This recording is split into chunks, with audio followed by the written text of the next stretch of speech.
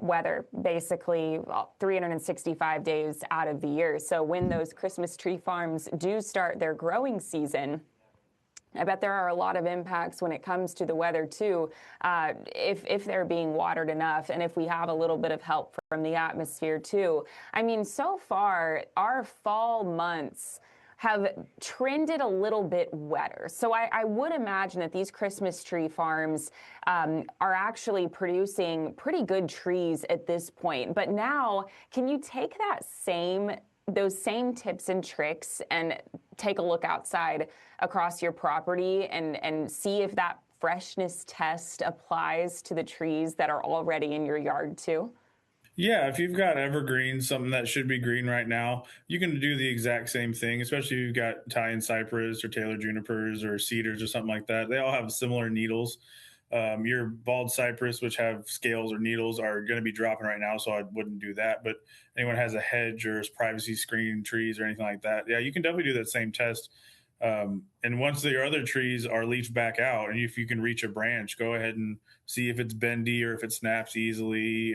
If you have off-colored leaves or brown leaves, or if they fall when you're not supposed to, it's definitely another indicator of something's going on.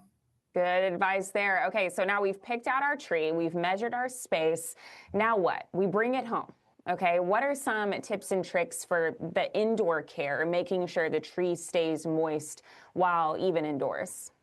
So the first step, which might be before you bring it home, probably best to do it that way, is you're going to want to cut the bottom of the trunk off. This is something most places will do, but it depends on where you buy it from. There's not usually a lot of people allowed to use a chainsaw or a saw. But you want to, if they don't do it for you, you need to do it at home. Try to have them do it. It's safer, obviously, but you want to cut the bottom, I don't know, inch or so off of the trunk to get as fresh a tissue as possible so that when you stick it in the water, it's going to pull the water up effectively.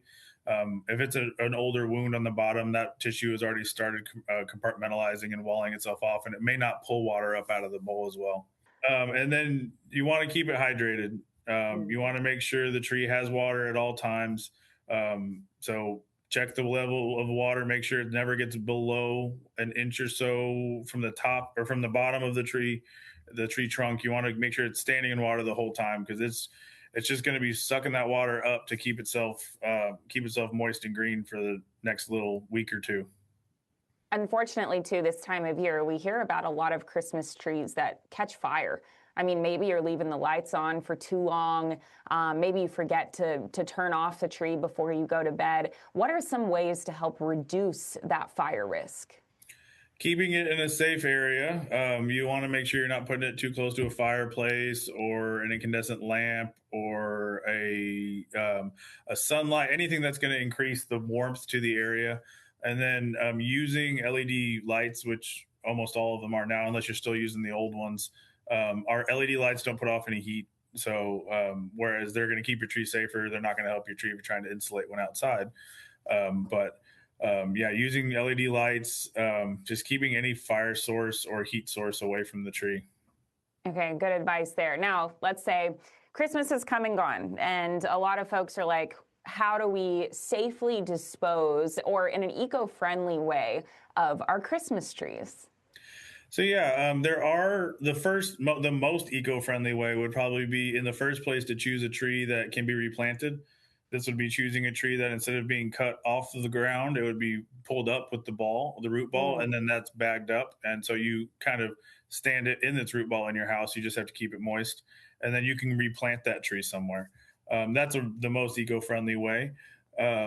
Just make sure that you don't keep it in the house for too long, 7 to 10 days max, and then don't go straight from warm inside to cold outside. If you're going to plant it, you want to stair step it, maybe go into the garage for a few days and then outside so it doesn't get too shocked by the cold.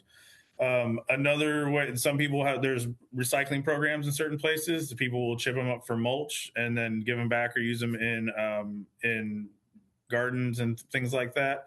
One of the things that I've always done is, I mean, I don't even have a real tree, but I always pick one up off the curb. Is I use it to start my barbecue chimney for my charcoals. That stuff dries out and it's a really good fire starter. So if you're a camper or you barbecue with charcoal, you can use it to light the chimney for the charcoal. You can also dry them out and use them for certain things. You can fire pit at your house. You can cut them up into firewood for the following year. You can make potpourri. There's a whole bunch of stuff you can find on the internet of crafts you could do with the needles and the wood. It's so cool that there are so many different options too, and a lot of options that I bet a lot of folks didn't even think about. Now, I want to ask you one more question before we wrap up. As folks are starting to decorate the outdoors of their homes, maybe they're draping lights on trees or they're hanging different Christmas decorations.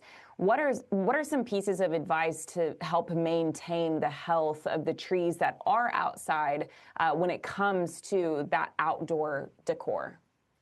So you want to make sure you're just not impeding on the tree too much.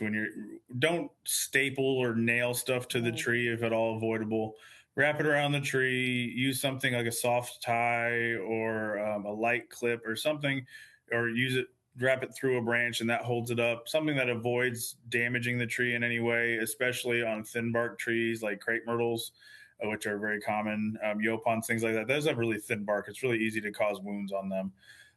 So really just make sure you're being a good steward and not being too aggressive and harming the tree physically while you're doing it, so that the tree doesn't have any wounds it has to account for in the spring.